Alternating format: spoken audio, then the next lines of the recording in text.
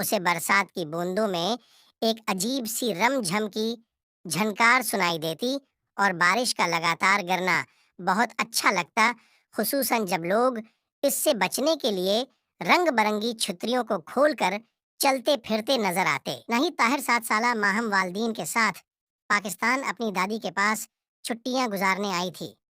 برسات کا موسم تھا، بارش اس کے لیے بالکل انجان تھی، کیونکہ اس کی پیدائش ایک صحرائی ملک میں ہوئی تھی جہاں بارش شاذ و نادر ہی ہوتی ہے۔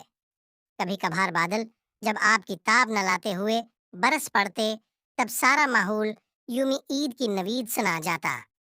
ماہم کھڑکی کے قریب بیٹھی گھنٹوں موسلا دھار بارش سے لطف اندوز ہوتی۔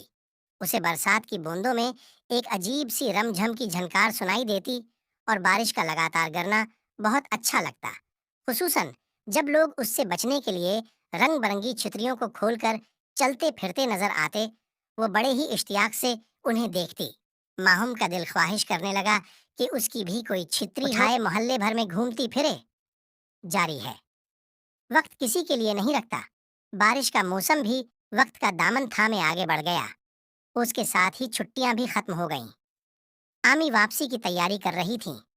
ماہم اپنی دادی ماں کے قریب بیٹھی اداس تھی۔ دادی ماں نے اس سے کہا، ماہم تم اپنی آنکھیں بند کرو، آج میں تمہارے لیے ایک تحفہ لائی ہوں۔